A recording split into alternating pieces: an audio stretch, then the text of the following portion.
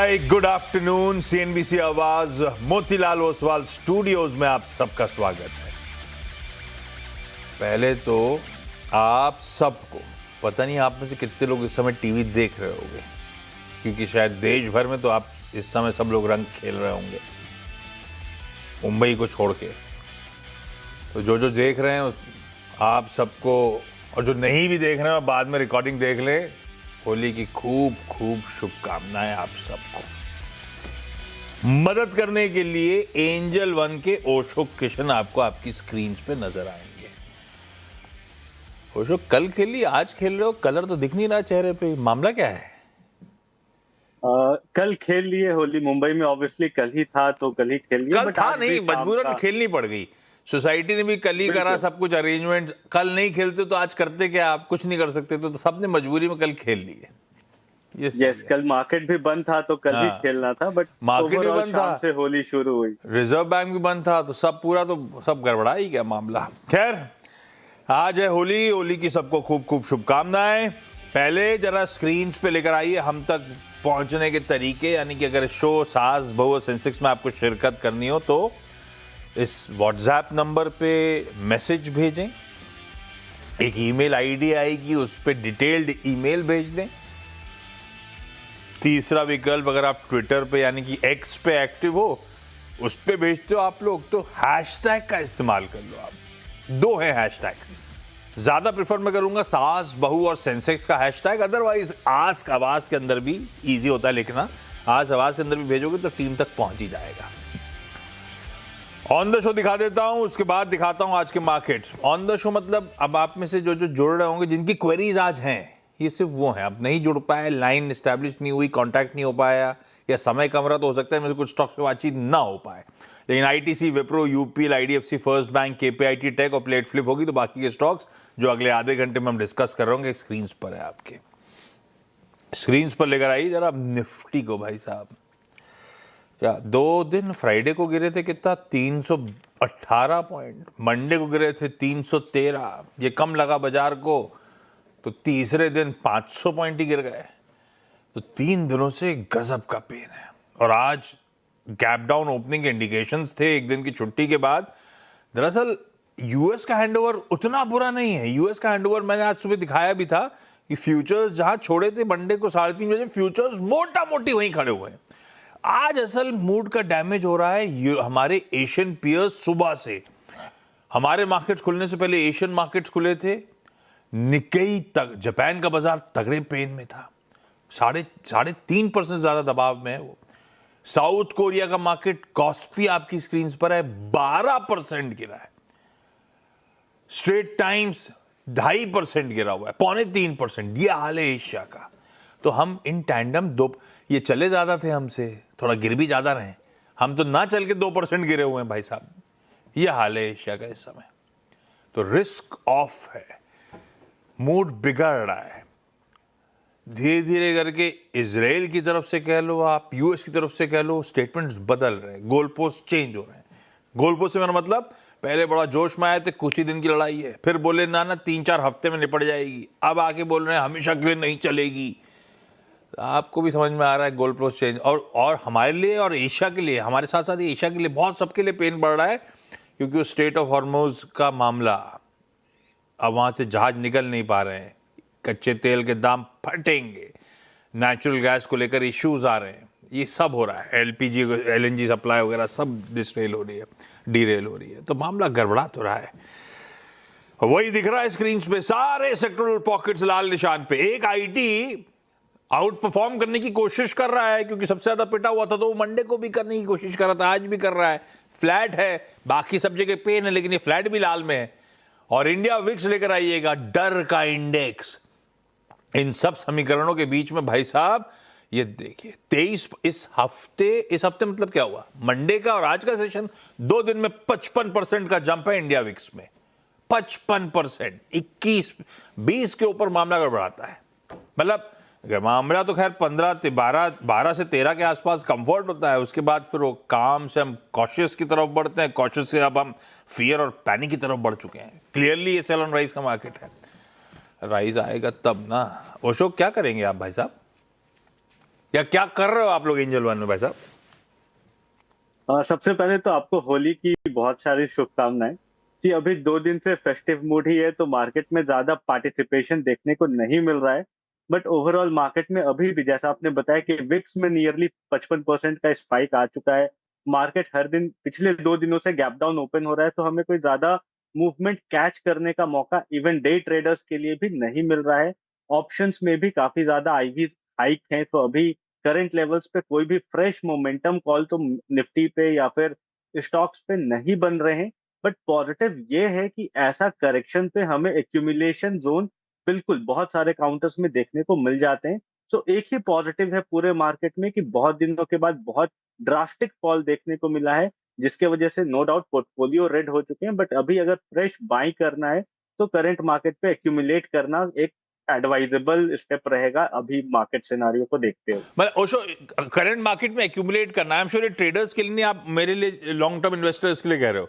मतलब ये अब बिल्कुल मार्केट उस लेवल्स पे आ गया है कि निफ्टी में एक्यूमुलेशन करा जाए ईटीएफ के थ्रू, और स्टॉक स्पेसिफिक अच्छे स्टॉक्स में अब हल्की हल्की खरीद की हिम्मत दिखाना शुरू करना, ये कह रहे हो आप लोग? बिल्कुल अभी अगर देखिए बहुत दिनों के बाद इवन हम देखें तो मई 2025 के जोन पे निफ्टी आ चुका है। मेजॉरिटी सेक्टर्स में काफी स्टीप करेक्शन हो चुके हैं, तो मुझे लगता है यहाँ से एक्यूमुलेशन जोन बिल्कुल लॉन्ग टर्म पर्सपेक्टिव या medium term point of view से स्टार्ट कर देना चाहिए। ऑल्दो मैं पिछले हफ्ते से ही एक्यूमुलेशन जोन बोल रहा हूँ, बट पिछले हफ्ते से काफी ज्यादा करेक्शन हो चुका है मार्केट में। तो स्टैगर्ड मैनर में अभी भी एक्यूमुलेट करते रहे काउंटर को। जैसे मार्केट थोड़ा स्टेबलाइज होता है तो यहाँ से पुल बैक भी उसी ड्रास्टिक मूव के साथ हमें देखने को मिल सकते हैं। तो अभी के लिए मार्केट स्टेबलाइज नहीं है, और भी करेक्शन देखने को मिल सकते हैं। बट स्टैगर्ड मैनर में कैपिटल इन्फ्यूज करना बिल्कुल स्टार्ट कर देना चाहिए। स्टैगर्ड मैनर में पैसा डिप्लॉय करने की शुरुआत, 100 रुपए लगाने थे तो उसका कुछ अंश अब लगाने का समय आ गया है, ऐसे समझ लीजिए। बशर्ते आपका पैसा हो, सबका फंसा हुआ है तो वो मामला अलग। सवाल जवाब के सिलसिले की शुरुआत कर दी जाए कोलकाता से। कांता मैम स्क्रीन्स पे नजर आएंगी। कोलकाता जाना है, जयपुर जाना है, बेंगलुरु और नागपुर जाना है। मेरे ख्याल से किसी का अभी कनेक्शन स्टैब्लिश नहीं हुआ है। कांता मैम, जयपुर नहीं जुड़ पा रहा मामला, जैसे ही जुड़ेगा बातचीत आगे बढ़ाएंगे। लेकिन पहले कोलकाता से कांता मैम। कांता मैम, कोलकाता में होली नहीं होती क्या? जी हाँ। जी हाँ मतलब होती है कि नहीं होती? हाँ? ओ, होली नहीं खेलते आप लोग क्या? हाँ, खेल लिए। आज खेले? हाँ, करते बिहार से। अच्छा, चलो कांता मैम, पहला सवाल। पहला सवाल मेरा ये है, मैंने विप्रो लिया है 380 नहीं 240 रुपया में। क्या और करूं? और हमारा 380 का लिया। मैं इस पे आता हूं। पहले आया विप्रो 235 पे लिया हुआ है आपने 125 शेयर। कांता मैम, क्यों लिए थे? ये गिर रहा था तो खरीद लिए थे? ट्रेडिंग का मामला था? लॉन्ग टर्म के हिसाब से सोचा था? क्या सोच के लिए थे? आइडिया कहां से आया था? हेलो, होशो, विप्रो में क्या करा जाए भाई? 40 रुपए का नुकसान हो रहा है। सी नो डाउट आईटी काउंटर्स पे काफी ज्यादा करेक्शन है। मार्केट करेक्ट होने से पहले ही करेक्ट हो चुका है ये काउंटर। बट मुझे लगता है करंट लेवल्स पे एग्जिट की राय बिल्कुल नहीं बनेगी, बिकॉज पिछले एक हफ्ते में या पिछले एक महीने में काउंटर नियरली 250 के जोन से 195 आया, तो पुल बैक एक्सपेक्टेड रहेगा। ओवरसोल्ड टेरेन पे है मैम, तो अभी बिल्कुल होल्ड रखें, थोड़ा पेशेंस ट्राई कर सकता है काउंटर। बट आने वाले दिन में एक अच्छा पुल बैक यहाँ से देखने को मिल सकता है। 235 240 पहला पड़ाव रहेगा, उसे क्रॉस करता है तो वापस से पॉजिटिव टेरेन में मूव कर सकता है। तो निवेशित रहें, मीडियम टर्म से कम टाइम फ्रेम लेकर के विप्रो में चलना चाहिए। पुल आज वैसे आईटी, विप्रो नहीं लेकिन बाकी आईटी, जैसे आईटी में डायरेक्टर साहब उठाइएगा, इन्फोसिस स्क्रीन पे पर्सिस्टेंट दिखाइएगा, एम्फोसिस दिखाइएगा, सब इन ग्रीन कामकाज कर रहे हैं भाई साहब इस तरह के कमजोर बाजार में। शायद एक रीजन होगा, बहाना मिल गया कि रुपया रिकॉर्ड लोज पे ट्रेड कर रहा है तो आईटी को फायदा। हालांकि ये सिर्फ सेंटीमेंट होता है, क्वार्टरली रिपो का एडजस्टमेंट देखना पड़ता है, लेकिन फिर भी बहुत पेन के बाद बाकी जब पॉकेट्स गिर रही हैं तो आईटी में लोग कंफर्ट ढूंढने की कोशिश कर रहे हैं। बहाना बन गया है रुपए की कमजोरी है, देखिए दिन के हाईस पे परसिस्टेंट खड़ा हुआ है। खैर, बेंगलुरु से ज्योति राणा मैम जुड़ती हुई। ज्योति मैम, हाय, गुड आफ्टरनून। ज्योति मैम, कब से स्टॉक मार्केट में हो आप? सर गुड आफ्टरनून सर, मैं 3 साल से हूँ। और ज्योति मैम, स्टॉक कैसे चुनते हो? खुद ही डिसाइड करते हो, किसी के साथ बातचीत होती है, कैसे होता है ये? नहीं सर, पहले तो CNBC आवाज से ही अभी वहीं से जुड़ी हुई हूँ, वही देखती हूँ। और 2-3 स्टॉक में ही रहती हूँ लगभग, जैसे बैंक में रहती हूँ, अभी IT में हूँ, IT में फंस गई हूँ मतलब। तो अच्छा, मेरा, हाँ जी, बेंगलुरु में होली नहीं है आज क्या? बेंगलुरु में सर छुट्टी नहीं है आज, तो फिर होली है होली लेकिन नहीं छुट्टी नहीं है, ऐसा? हाँ जी, हाँ जी। ये इशू आ रहा है। तो कल छुट्टी थी आप लोग की भी? नहीं सर, यहाँ साउथ में आपको पता है कम ही होता होली है की ये छुट्टी नहीं त्योहार। होती? होली नहीं होती। अरे यार, चलो अच्छा। जो फिर कैसे खेलते हो आप लोग, खेलना होता है तो? सर अभी मैंने तो खेली नहीं है, अभी संडे को देखें, कमिंग संडे संडे को ऐसे खेलोगे? ही। है फिर क्या फायदा कमिंग, होगा? कमिंग संडे तो वही बहुत वही दूर है ना, 4 दिन बाद है। खैर ज्योति मैम, पहला देखते सवाल सर कौन सा? अभी तो हाँ जी सर, ये जेंसर टेक्नोलॉजी मैंने लिया 1900 share eight the rate of 748। तो अभी मुझे ये जानना है कि मुझे क्या करना है, बहुत लॉस में हूँ सर। क्यों अभी लिया मैं था? इसमें रहूँ क्या? बे- सर ये बहुत अच्छा स्टॉक है, मैं हमेशा लेती रही हूँ इसको, पर इस बार मैं फंस गई सर। अच्छा, इसलिए था कि हर बार घुसती थी, पैसा बनता था, बाहर आ जाती थी, ऐसा? हाँ जी हाँ जी। इस बार आईटी ने गड़बड़ी कर दी है। अब ओशो क्या करें हम, हर बार घुसते तो फायदा होता था, इस बार 200 रुपये का नुकसान हो गया उल्टा। यस, अभी देखिए जेंसाटेक में नो डाउट करेक्शन फेज में तो एंटर कर चुका है। मुझे लगता है यहाँ से थोड़ा और लोअर एंड पे मूव कर सकता है। 500 510 के सपोर्ट जोन है काउंटर में, जहां से हमें ब्रेकआउट देखने को मिला था दिसंबर 23 में, जहां ये काउंटर ट्रैक्शन पकड़ा था। वो जोन नियर अबाउट 500 510 का है।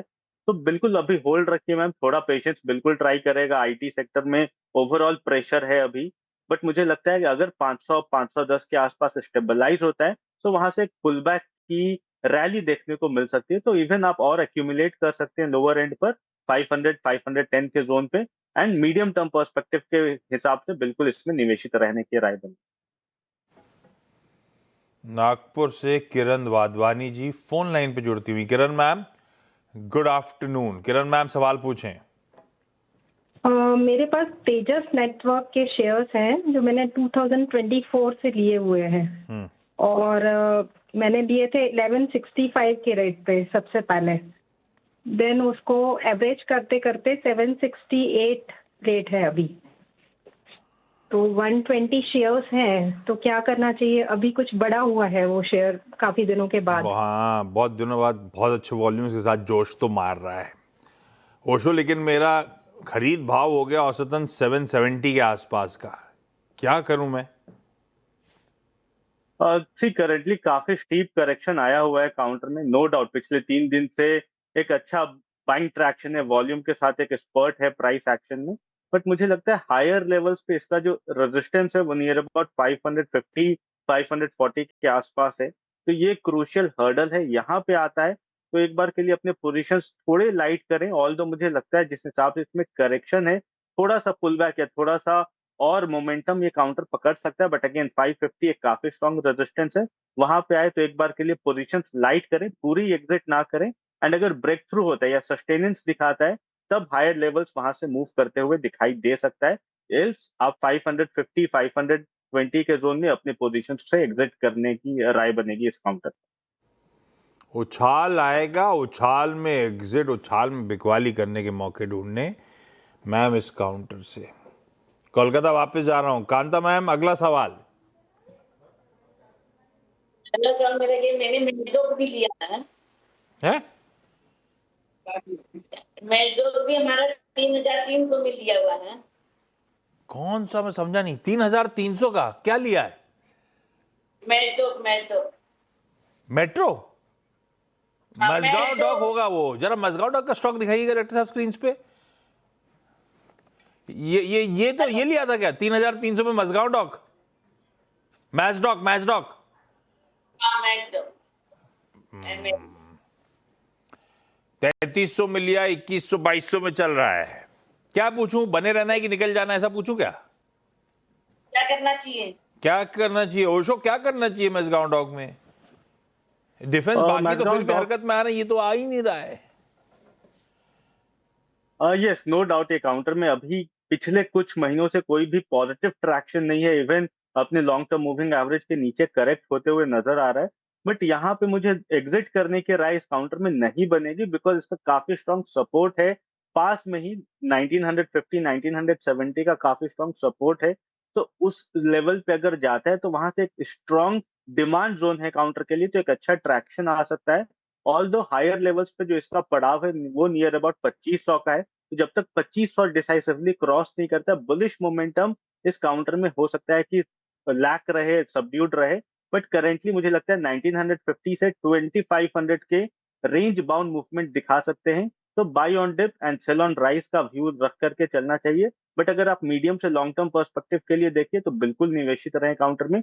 2500 के ऊपर काफी स्ट्रॉन्ग ट्रैक्शन बनते हुए दिखाई दे सकते। परफेक्ट है। ज्योति मैम, अगला सवाल। हाँ सर, मैंने न्यू इंडिया इंश्योरेंस कंपनी लिया है। 3,000 शेयर है मेरे पास, at the rate of 186 sir. क्यों लिया था न्यू इंडिया इंश्योरेंस? सर मैंने बोला ना, मैं ज्यादा स्टॉक में नहीं रहती हूँ, तो बस पर हो इसमें तो मुझे संसार में भी थी न्यू, वो तो आईटी में आपने कहा फंस गए थे, समझ में आया आईटी में कई और स्टॉक्स भी होंगे। वो बेंगलुरु वालों को वैसे भी आईटी पसंद आता है। ये न्यू इंडिया इंश्योरेंस कहां से आया? सर ये भी मेरा मतलब अच्छा ही है। अभी तक मैंने इसको बहुत बार लिया है। मैंने बोला मैं कुछ चुनिंदा शेयर में ही रहती हूँ, प्रॉफिट मिला है मुझे पहले, पर इस बार मतलब ओवर कॉन्फिडेंस हो गया ये सर स्ट्रैटेजी मार्केट में। गड़बड़ है लेकिन।